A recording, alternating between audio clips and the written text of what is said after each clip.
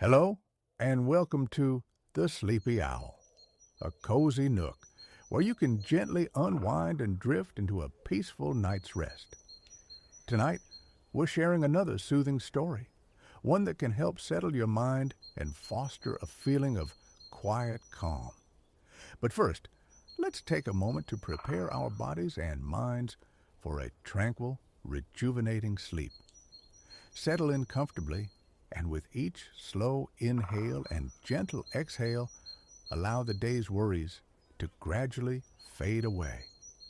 It can be challenging to pull away from the day's busyness, particularly as bedtime approaches. Yet remember, the less we stress over falling asleep quickly, the easier it becomes for our minds to release any tension. Let the gentle rhythm of your breath carry off lingering concerns, and let tonight's story be your guide toward deep relaxation. Now make yourself comfortable and let the warmth of the sleepy owl envelop you. Enjoy the story, and may you find a restful, peaceful slumber here in our little nighttime sanctuary.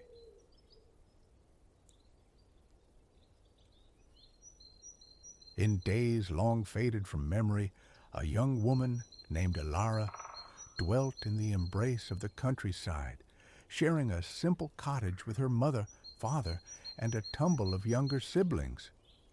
Her parents, souls of profound kindness and humility, coaxed life from the earth, sustaining their brood through honest toil. Every child contributed, their small hands managing household tasks and farm duties as best they could, though lean at times still cast long shadows.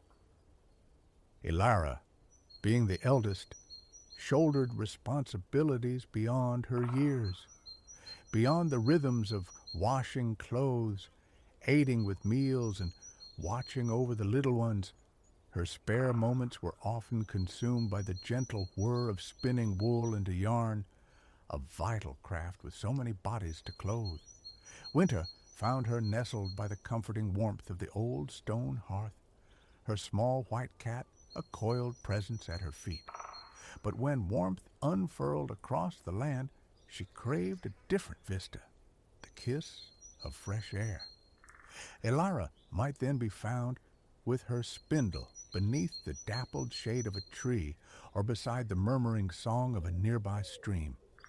Accompanied by the sun's brilliance, the flutter of cheerful butterflies, and the sweet melodies of birds, she would hum softly, spinning for as long as daylight and duty allowed, never a word of complaint escaping her lips, her patience a constant balm for her parents and siblings, even when weariness settled deep in her bones. One luminous summer day, Alara had carried her spinning outdoors, settling onto the flat, sun-warmed stones rimming the cottage well. An early summer radiance filled the sky. Bees droned with languid purpose among the blossoms in the garden. Her drowsy cat lay stretched like spilled cream in the grass nearby. A stone's throw away, her youngest brother and sister sat absorbed in the cottage doorway, constructing intricate patterns from their hoard of smooth pebbles. Through the open window drifted the familiar clatter of pots. Mama Elara doubtless orchestrating the evening meal within. Lost in the beauty of the day, Elara's fingers moved with practiced grace, spinning thread while a quiet song passed her lips, a melody to shorten the hours. She was intent on coaxing just a little more precious yarn into being before the evening livestock chores called. Glancing up, she saw Old Man Hemlock from the neighboring farmstead ambling past on the road, his dog trotting faithfully beside him. He lifted a hand in weathered greeting. Smiling, Elara let her spindle rest in her lap and raised her own hand in return. Alas, In that unguarded moment, a slight nudge sent the spindle askew. It tipped, wobbled, and then tumbled from her lap, vanishing into the dark maw of the well. Elara lunged, fingers grasping at empty air, too slow to halt its descent. Hoping against hope it might have snagged on a protruding stone near the opening, she leaned precariously over the edge, peering into the cool shadows. Dismayingly, the spindle remained unseen. Unwilling to concede its loss, she stretched just an inch further and lost her footing entirely, tumbling head first into the well's embrace. The fall was peculiar, not frightening as one might expect. Instead, she felt herself drifting, suspended lightly in space, the rough stones and damp earth receding entirely. Time seemed to warp, stretching into stillness. Darkness enveloped her, yet below her feet, distant pinpricks of light emerged like nascent stars. They never drew closer, but multiplied, their numbers swelling until she seemed to be soaring feet first into a vast, glittering cosmos. Elara reached downward, instinctively trying to touch the starlight, and suddenly she was inverted, the stars now wheeling above her head. A rushing sound filled her ears, akin to a roaring river, accompanied by a cool current of air washing over her. Down, down she plunged, an immense drowsiness pulling at her eyelids. Beyond that, oblivion claimed her thoughts. Consciousness returned to find her lying in a meadow awash with wildflowers, gazing up at an immaculate azure sky. Sitting up, she scanned her surroundings. No well yawned above or below. It was as if she had simply blinked into existence in this new place. Testing her limbs, touching her head, she found herself unharmed, suffused with a sense of profound well-being as though awakened from a long restorative slumber. Rising, she surveyed the landscape. The verdant meadow stretched into the distance, bordered on all sides by woodland. Near the meadow's center stood a small house, a tendril of smoke curling from its chimney. No sign of life, human or animal, stirred in the yard. It was profoundly curious. Standing idle in the field was no solution. The little house represented the sole prospect of aid, so Elara resolved to approach it. She set off across the meadow, her path weaving through tall grasses where delicate butterflies danced on unseen currents. Reaching the dwelling, she found the front door standing ajar. Hesitant to intrude, she circled the exterior cautiously, utterly deserted. Returning to the open doorway, she called into the dim interior, "Hello? Is anyone home?" Silence answered. As her eyes adjusted, she discerned a large oven radiating warmth from a banked fire. A table nearby lay strewn with blossoms.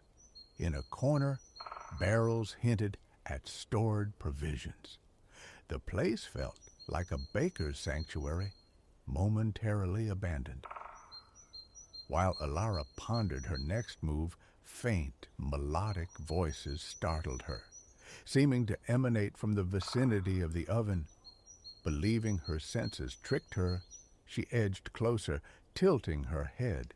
This time, the sound resolved into words. "Hello, pray, take us out. Our baking is done, ready for the feast." She recoiled. Surely she had struck her head in the fall. How could bread converse from within an oven? Yet the sweet, small voices persisted. "Hello, pray, take us out. Our baking is done, ready for the feast." A quandary indeed, Elara mused. To walk into a stranger's home and interfere with their baking felt improper.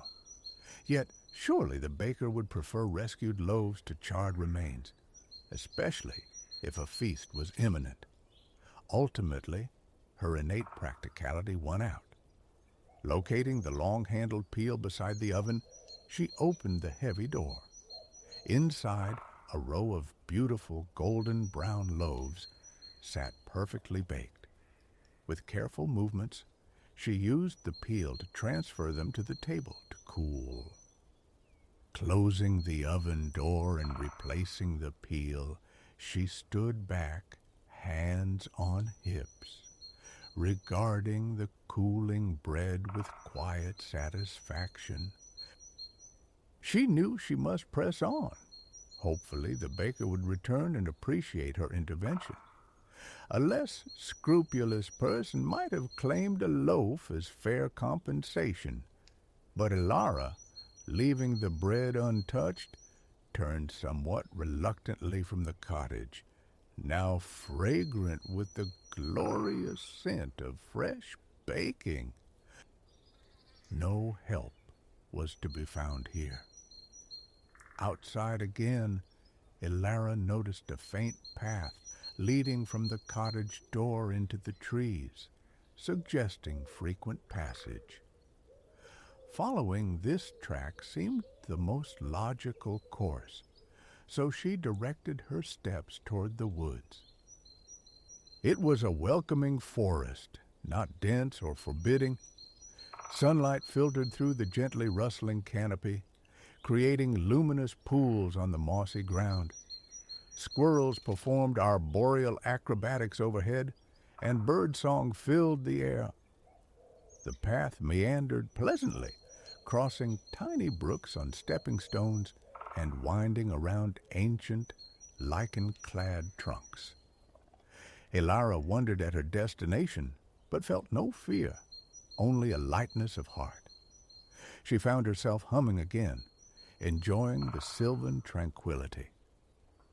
After some time, the path led her into a grove of apple trees. A pleasant weariness had begun to settle upon her, prompting her to sit beneath one of the trees for a brief rest. Leaning her head against the rough bark, she closed her eyes, absorbing the forest's subtle symphony. The birds chatter, the insects drone, the scuttling of unseen creatures in the leaves. Sleep hovered near, but just as she neared its edge, voices intruded. Opening her eyes, she listened intently. The words became clear. "Hello, we are heavy with fruit. Shake our branches, let the ripe apples fall for the harvest." Having already encountered talking bread, Elara was less startled by this second marvel in a decidedly peculiar day. With no pressing schedule, she readily complied. Moving from tree to tree, she shook each trunk diligently until a cascade of ripe apples tumbled to the ground. Not one to leave disorder in her wake. She gathered the fallen fruit into her apron, then carefully arranged neat piles at the base of each tree, taking care not to bruise a single one. Her task complete, feeling her time in the orchard was done, she resumed her journey along the path, naturally leaving the apples untouched. The harvest was not hers to claim. Soon after departing the apple grove, a deeper fatigue began to weigh on Elara. She couldn't gauge how long she had walked, but the slanted sunlight and her own lengthening shadow indicated late afternoon was yielding to evening. Worry flickered within her. Where was she going? Would she find shelter before nightfall? As these concerns surfaced, the path emerged from the woods. Before her, a languid river flowed through a wide clearing. Beyond it, in the distance, rose a solitary mountain. The beauty of the scene stole her breath. Down by the riverbank nestled a tidy little cottage, enclosed by a white picket fence. Impressive garden beds flanked it, and goats and sheep grazed peacefully nearby. A snowy white eiderdown quilt hung airing on a long clothesline. A delicate plume of smoke drifted lazily from the stone chimney, dissolving into the pink and gold tapestry of the evening sky. Summoning her courage, Alara approached the inviting dwelling. She hoped for perhaps a morsel of food and permission to rest by the hearth. Reaching the gate, she opened it carefully, stepped through, and secured the latch behind her. A gray stone path led between burgeoning garden beds to the cottage's arched front door, painted a cheerful cherry red. Hesitating only a moment, she knocked. A square peephole slid open, somewhat below her eye level, surprising her. Bending slightly, she peered into the opening and met another gaze peering back. "May I help you?" a woman's voice inquired, tinged with caution. "Yes, well, my name is Alara," she began hesitantly. "I seem to have become quite lost. I was hoping, might you spare a little food and perhaps offer a place anywhere really where I could sleep tonight?" The eye observed her for what felt like an age. Then the peephole snapped shut, and the entire door swung inward. Standing there was a woman of advanced years, yet with a kindly aspect. She wore simple homespun garments beneath a practical apron. Her long white hair swept back into a neat, sensible bun. Squinting at Alara, she retrieved a whimsical pair of wire-rimmed spectacles from her apron pocket and perched them on her nose. Then her face broke into a wide smile. "Well, my dear," the woman said, her voice warmer now, "I don't often receive visitors. If you wouldn't mind lending a hand with a few chores about the place, I'd be most grateful and happy to share what little I possess in return." Relief washed over Alara. "Oh, yes," she replied earnestly. "I'm quite capable with chores, and I would be deeply thankful for your kindness." "Very well, then," the woman responded briskly. "Best come inside.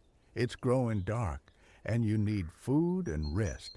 You can begin helping tomorrow. There's always plenty needs doing." A moment later, realizing her omission, she added, "A pleasure to meet you, Alara. You may call me Dame Hearthstone." Turning, Dame Hearthstone beckoned Alara to follow. Alara stepped over the threshold into a space barely taller than herself and closed the door. The interior comprised a single, large room.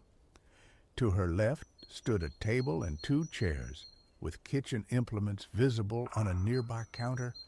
Across the room, a bed awaited the eiderdown Alara had seen outside. Two rocking chairs flanked the hearth, a sewing basket resting between them. Over the substantial stone fireplace, a pot simmered, releasing the most wonderful aroma of stew Alara had ever encountered. reminding her sharply of her hunger after the long day's walk. She didn't wait long. Dame Hearthstone settled her near the fire and served a generous bowl of the fragrant stew. They ate companionably in the flickering firelight as true darkness descended outside. After the meal, Dame Hearthstone requested she fetch the eider down from the line. "No need to shake it now," she instructed. "I saw to that this morning." Elara ventured into the garden's cool darkness, retrieved the bulky quilt, and brought it inside to place on the bed. Afterward, she helped Dame Hearthstone tidy the kitchen until all was neat.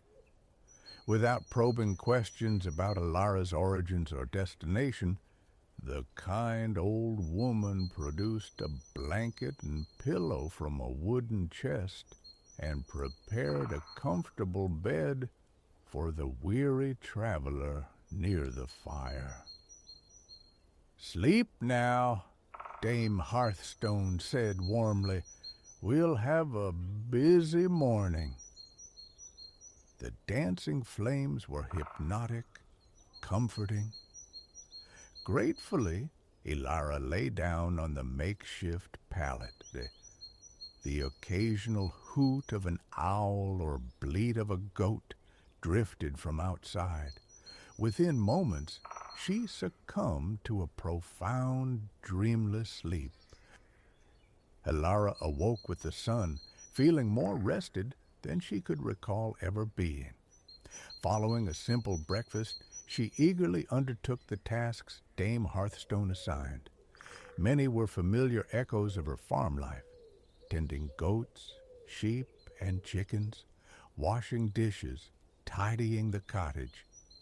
Dame Hearthstone seemed genuinely pleased to have youthful energy assisting her. It was clear the upkeep of her home and garden had become challenging for her alone. With Elara's enthusiastic help, the cottage soon gleamed. One chore, however, came with very specific instructions. Each day, Dame Hearthstone explained, her gaze serious, "You must take the eider down from my bed, carry it outside, and shake it with great vigor. Shake until the small feathers fly free, until it is light and fluffy once more. This is most important. Can you manage that?" Elara nodded solemnly, accepting the duty without question. Daily, she wrestled with the heavy quilt, shaking and shaking until tiny white feathers drifted in the breeze, some floating high into the sky, others settling nearby. Then she would return the snowy eider down to the clothesline to air until evening. Elara didn't leave after that first day. She had nowhere else to go, and found contentment in helping Dame Hearthstone. Fortunately, the old woman clearly enjoyed the company and the assistance. Days melted into weeks, settling into a comfortable, companionable rhythm. Several weeks after Elara's arrival, Dame Hearthstone introduced a new responsibility. "I have another important task for you. Take my watering can," she said, indicating a large spouted vessel in the corner, "and water my garden beds. Ensure you miss no corner. Shower the water generously, so the seeds may awaken and yield a fine crop." Elara embraced this duty diligently. She filled the can repeatedly, ensuring a thorough drenching reached every inch of the plots. This became a daily ritual, and soon a vibrant garden flourished. One section burst forth with tulips, irises, and daffodils in dazzling colors. Another yielded crisp lettuces, pungent green onions, cabbages, and radishes. Dame Hearthstone possessed a remarkable gift for growth. Elara's watering seemed all that was needed for the garden to thrive. Time slipped by unnoticed, filled with purposeful activity at Dame Hearthstone's cottage, and Elara was happy. Yet, after many months had passed, a pensiveness began to cloud her spirit. She grew quiet during their evening fireside chats. Her mending often paused as her gaze drifted into the distance. Dame Hearthstone, perceptive as ever, finally inquired what troubled her. "Oh, Dame Hearthstone," Elara sighed, "you have been wonderfully kind, and I truly enjoy helping you here. But the truth is, I have begun to miss my family terribly. I ache for home, and I haven't the faintest idea how to return to them. I am homesick, wishing I could find my way back up the well where I lost my spindle." Dame Hearthstone listened with gentle sympathy. Then, reaching into the sewing basket beside her chair, she produced the very spindle Elara had been chasing on the day she fell. Elara gasped, astonished. "My spindle! However did you come by it?" Dame Hearthstone's eyes, the color of moss agate, twinkled merrily behind her spectacles. "It landed in my garden, my dear. For you see, I am the bridge between your world and this one. Little happens here without my awareness." Leaning forward, Elara took the familiar wooden spindle into her hands. "Then, you must know how I can return home. Can you help me?" Dame Hearthstone leaned back in her rocker, folding her hands serenely in her lap. She smiled, looking at Elara over her spectacles. "You are a good soul, Elara, and I shall miss your presence. But 'tis right that you return to your kin now. Sleep peacefully tonight, and I will set you on your path at first light." Overjoyed, Elara doubted sleep would come, but she was mistaken. Pocketing her long-lost spindle, she settled onto her soft pallet by the fire once more. In the singular magic of Dame Hearthstone's cottage, the crackling flames and the distant owl calls again lulled her swiftly into deep, restorative slumber. When the sun rose, Elara neatly folded her bedding and stored it in the wooden chest. Then she carried Dame Hearthstone's eider down outside for one final vigorous shaking before hanging it on the line. "Thank you, my dear," the old woman said, emerging from the cottage carrying a woven basket. "This is for you." Lifting the lid, Elara saw the basket was laden with beautiful ripe apples and loaves of warm, freshly baked bread. Dame Hearthstone continued, "During your time here, you have aided me greatly. You tended the loaves when the oven called, and I was occupied elsewhere. You gathered the apples when the trees groaned under their weight, and my hands were full. Each day you shook the eider down until the feathers took flight, and finally you watered my garden until the flowers bloomed and the vegetables flourished." Humbled by the praise, Alara shook her head. But those were simple tasks, Dame. Anyone could have done them. The old woman smiled kindly. Those simple tasks, my child, are the very fabric of the seasons.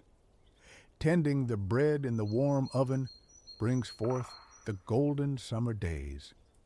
Shaking the fruit from the trees signals the arrival of autumn. Every time you send the feathers flying from my eider down, soft snowflakes drift down upon your world. And when you carefully water my garden, you coax life back from the earth, beginning the cycle anew. She gestured towards the basket now hanging on Alara's arm. This basket shall never empty. Your family will share in the bounty earned by your diligence. You took no bread when you might have.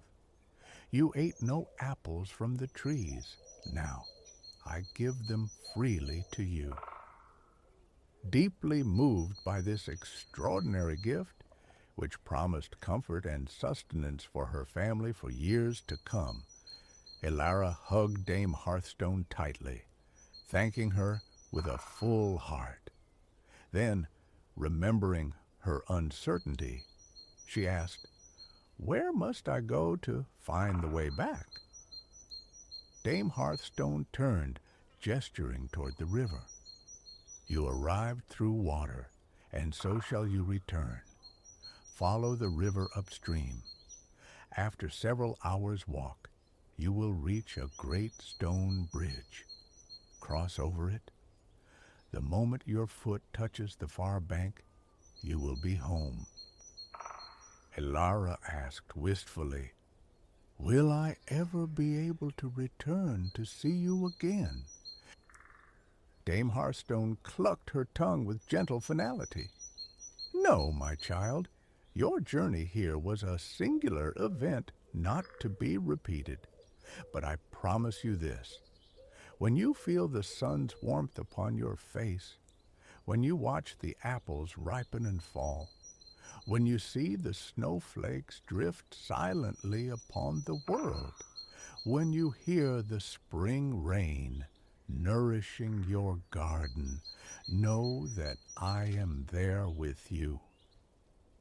Embracing Dame Hearthstone, one last time, Alara passed through the little white gate. She turned to wave as she made her way down to the river bank and began her upstream journey. Before long, Dame Hearthstone's cozy cottage seemed to dissolve into the landscape, vanishing as if it had never been. Alara walked beside the river for what felt like many hours. It was a beautiful, lively waterway, with stretches of foaming rapids and sparkling cascades tumbling over smooth stones. When the sun reached its zenith, she rested beneath a shady tree, partaking of her miraculous provisions, a piece torn from a warm loaf, followed by a crisp, sweet apple. Both were utterly delicious. Continuing onward as the afternoon shadows lengthened, she finally spied it in the distance, a magnificent stone bridge arching gracefully across the entire breadth of the river, looking ancient and enduring. Recognizing her landmark, Alara navigated the tall grasses at the water's edge and stepped onto the bridge with a hesitant breath, half expecting some immediate transformation. Nothing occurred. She proceeded across the sturdy stone span.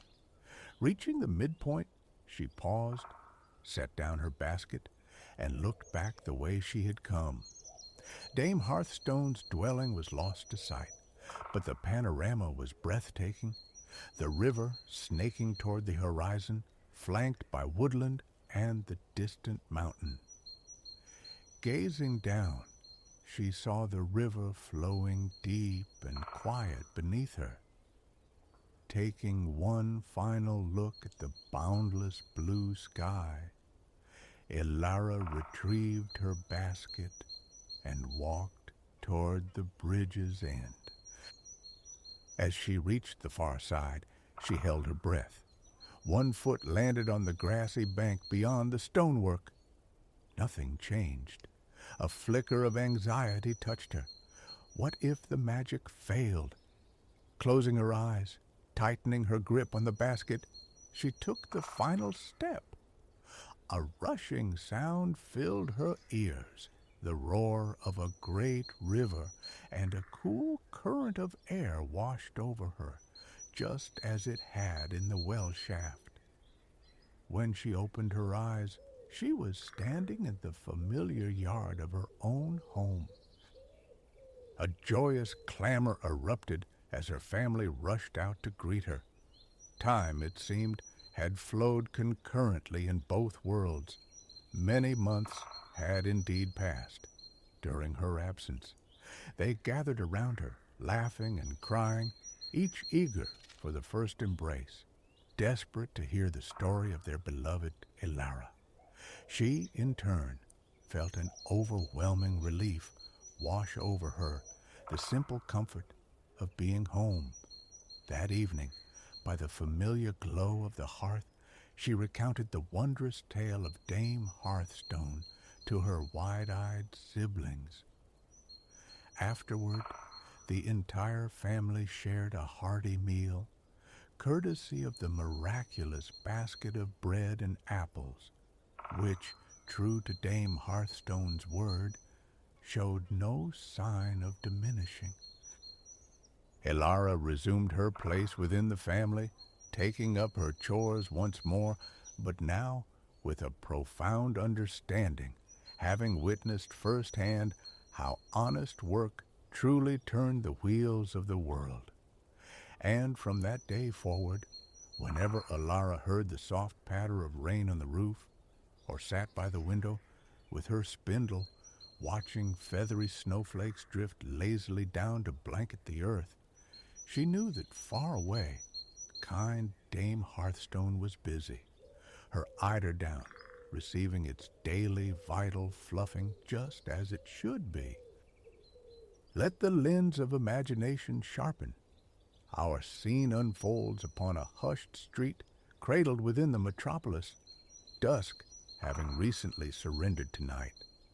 Street lamps cast a mellow amber luminescence. Here, despite the city's vastness, the faint, familiar thrum of crickets weaves beneath the urban symphony. Distant traffic murmurs, the phantom footsteps of crowds on livelier avenues seeking supper or spectacle, or merely embracing the evening air. Yet, this particular artery rests quiet.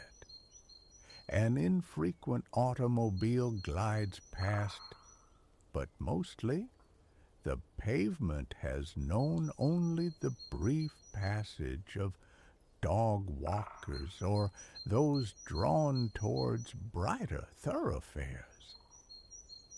Before you, an edifice of sheer glass ascends, probing the deepening indigo sky. Clouds drift overhead, catching the city's scattered light, painted in transient swaths of white, ochre, rose, even hints of cerulean. Briefly, turning from the structure, your gaze sweeps the skyline beyond this sequestered lane. The city unfurls, a boundless tapestry. Pinpricks of light wink alive or extinguish as lives ebb and flow. Office departures, homecomings, visits between friends. Night shifts commence. Distant skyscraper windows ignite just as others fade. A city, you muse, pulses with an inexhaustible vitality, an invigorating current. Knowing countless others navigate their own narratives concurrently fosters a strange, profound connection, a shared journey, even amidst anonymity. With a sigh born of quiet contentment, you pivot back towards the building. Its glass skin mirrors the urban constellations and the ethereal drift of clouds. No signage adorns the reflective facade, only a stark number. You'd stumbled upon the address almost by chance, noted on a flyer tacked to a lamppost, its tear-off strips dangling, advertising a place intriguingly named the Rooftop Spa. With the evening stretching unplanned before you, the impulse to investigate this curiosity felt perfectly timed. The entrance, too, is mirrored glass. Though interior lights are discernible as abstract warmth, the surface offers only a reflection superimposed against the city sprawling behind. A long burnished metal bar serves as the handle. No time like now, the thought surfaces and your hand extends, pressing gently. The door yields inward, revealing the soothing radiance of warm white light. You step across the threshold, the heavy glass whispering shut behind you. A moment's stillness allows your vision to acclimate from the night's embrace. An elegant lobby materializes. Flanking the entrance, large white ceramic planters cradle verdant life. Plants with broad, fan-like leaves lending a touch of organic grace to the predominantly white and cream palette. Directly ahead lies a bank of elevators, each portal framed in gleaming gold trim. This same lustrous metal accents the call buttons and the overhead light fixtures. The space feels curated, minimalist. No reception desk, no branching corridors, just the elevators and your presence. Marble underfoot softly echoes your steps as you approach the nearest lift. A brief consideration, then your finger depresses the upward arrow. The rooftop, after all, is the destination. Seconds later, a delicate chime signals the imminent parting of polished white doors. They slide open to reveal a glass-walled elevator car, also accented with gold. Every surface gleams, impeccably maintained. Stepping inside, you turn to the control panel. At the apex, a button marked simply R catches your eye. Beside it, elegant engraving confirms Rooftop Spa. A gentle press, another soft chime, and the doors seal you within. With barely a sigh, the transparent capsule commences its ascent. The smooth, unhurried climb offers an unfolding spectacle. Through the elevator's glass and the building's own transparent exterior, the city unfurls below, a breathtaking panorama. Its lights scatter like fallen stars towards the horizon. So long past sunset, only the faintest memory of day lingers in the far distance, a deep, bruised orange bleeding into the encroaching black. Lifting your gaze higher, past the spires and towers, above the clustered dwellings, billboards, and office blocks, the night sky reveals its own scattered diamonds, stars twinkling against the velvet dark. A few languid clouds meander, catching the city's glow and reflecting it softly downwards. The vista is nothing short of magnificent. Each floor gained expands the view. Taxis and cars shrink to multi-hued specks navigating illuminated threads far below. Traffic signals and glowing signs become distant fairy lights, tiny enough to adorn a window pane. You glide upward, seemingly destined for the stars themselves, until the elevator decelerates to a gentle stop. The delicate chime sounds once more.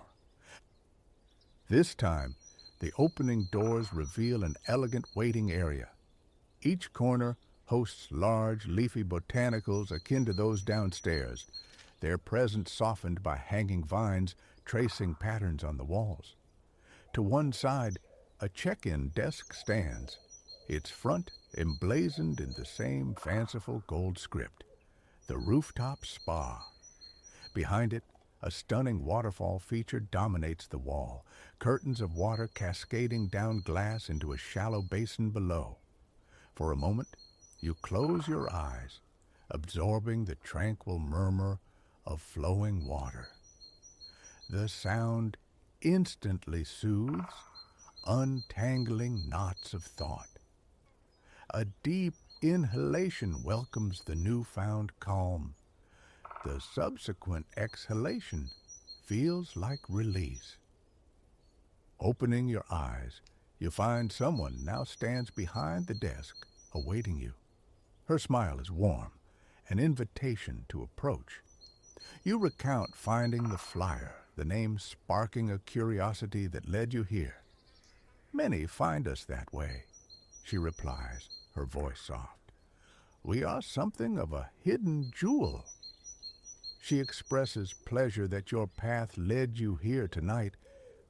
While various treatments are available, she invariably recommends the Starlight Special for first-time visitors, a chance to experience one of the spa's finest rooms, culminating in a poolside immersion beneath the night sky.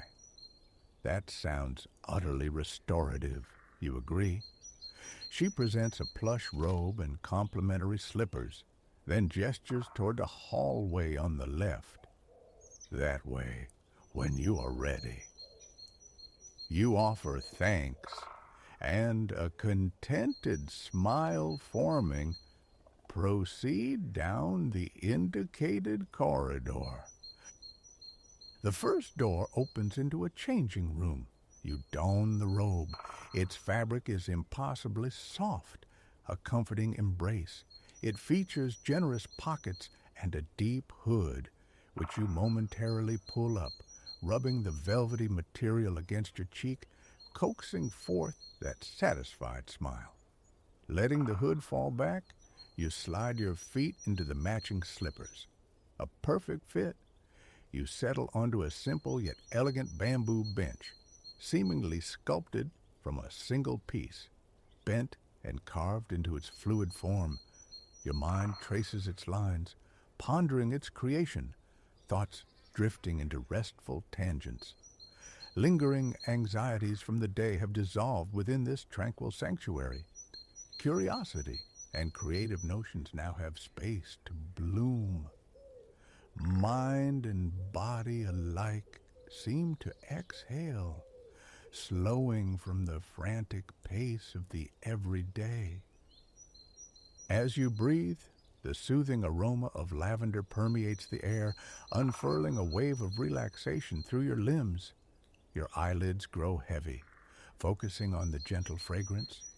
You are utterly present, here, now, within these serene surroundings. Soon, the quiet padding of footsteps in the hall prompts you to open your eyes. The attendant from the desk, Serafina, has returned. Rising from the bamboo bench, you follow her further down the hall. She turns right, guiding you towards a dimly lit room on the left.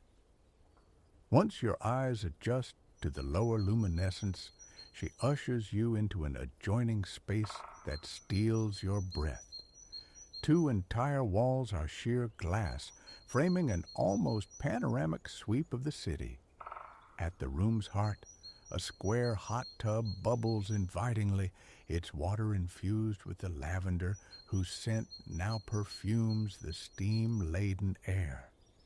A narrow bamboo walkway bridges the distance from doorway to tub, but the room's most arresting feature is the constellation of candles. Hundreds of white pillars adorn the floor, their flames flickering, dancing, their light multiplied in the glass walls, mirroring the city's distant glitter. Looking upward, the ceiling is mirrored glass, reflecting each candle flame into an illusion of a star-dusted firmament. The room is yours for as long as you wish, Serafina murmurs, her voice barely disturbing the quiet before she withdraws. You tread the bamboo path, flanked by rows upon rows of shimmering candlelight. The way each flame quivers, unique in its motion, evokes fireflies blinking on a summer night. The path terminates at the tub, elevated slightly, its outer edge lined with bamboo slats forming benches for moments of repose. The calming lavender scent is distinct here, yet never overwhelming.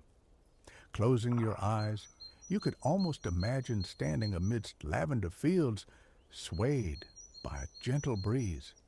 But the warm steam and the soft burble of the jets quickly draw you back from reverie to the present immersion. A deep breath draws the fragrant air inward. The exhale reveals the aroma's complexity, mingled with the rising vapor. Now, readiness settles. You pause momentarily on the bamboo bench before slowly lowering your feet into the water. Warmth radiates upward the instant the bubbling, frothing liquid kisses your soles.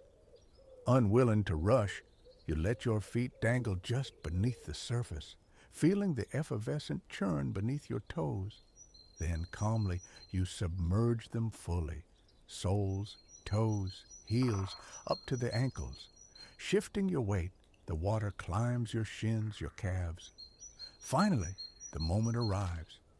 You ease your entire body into the tub, surrendering to the clear, lavender-scented water as it buoys and supports you. After adjusting your position, the jets begin their gentle massage against your lower back, your shoulder blades.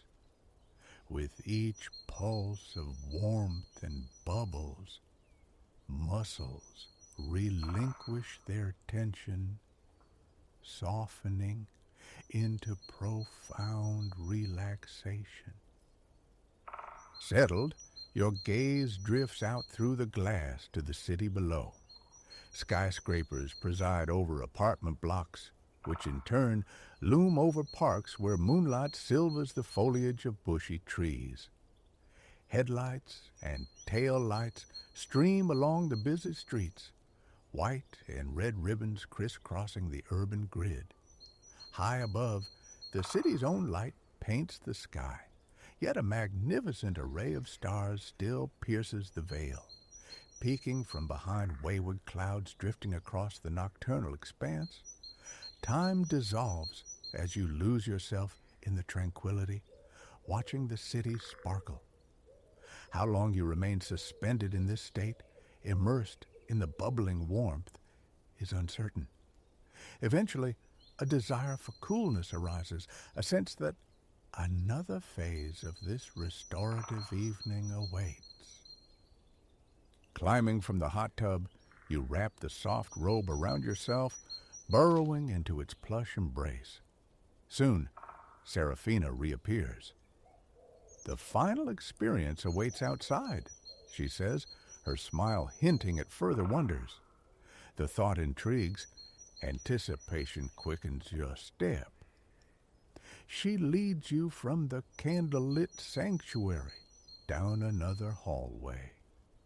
At its end, she pushes a long metal bar, opening a glass door. You follow her out onto the rooftop proper. A light breeze greets you, making the warm, snug robe and slippers feel even more welcome. The air isn't cold, merely crisp. Perfect for a night like this. Serafina continues past wicker armchairs adorned with plump cushions, past more verdant plants in their white ceramic pots, past a pair of daybeds designed for languid afternoon lounging. She stops before the most breathtaking swimming pool imaginable. An infinity edge creates the illusion of water merging seamlessly with the skyline. Of all the vistas tonight, this is unequivocally the finest. Again, it is yours for as long as you desire, she tells you before turning back toward the interior. You murmur thanks for her gracious hospitality, then turn back to the pool. It glows an arresting turquoise blue, soft lights shimmering beneath the surface. Tentatively, you dip a toe in. Heated. No need to fear the rooftop chill. You take your time entering, descending shallow steps into the water. At the bottom, the water reaches only your waist. Moving towards the deeper section, you soon find yourself buoyant. Tucking your legs beneath you, you execute a few lazy kicks, then lean back, letting the water take your weight, your face turned towards the heavens. So many stars tonight, counting them would be an impossible, delightful task, even if you floated here for hours. Instead, you trace familiar constellations, watching as clouds drift languidly across them, carried on the gentle breeze. The warm water cradles you like a comforting blanket as you drift, surrendering to the pool's subtle currents. Your focus narrows, the lap of water against your back, the familiar clean scent of the pool mingling with steam rising into the night air, the stars and clouds above, the temperature, the myriad sensations on your skin. In this suspended moment, gratitude blooms for the pool's embrace, the celestial display, the magnificent city itself. Silently, you offer words of kindness inward. It was your own small decision, after all, that brought you here, the choice to pursue curiosity, to try something new. The power of such seemingly minor choices feels immense tonight, leading you to this place of profound calm and centering. This gratitude fills you, opens your heart, reinforcing that sense of connection to every other soul, animating the city below. This place, this experience, is now woven into the fabric of your journey, as are all the lives unfolding concurrently in the urban expanse. Finding your balance, you sit up, paddling gently towards the infinity edge. Resting your arms on the smooth lip, you gaze out, encompassing the city and the star-strewn sky in a single, sweeping view. You are welcome to remain here as long as you wish, to drift toward sleep only when readiness calls. But for now, the tranquil vista holds you. The warmth of the water surrounds you. A state of complete peace settles. Here, at the rooftop spa,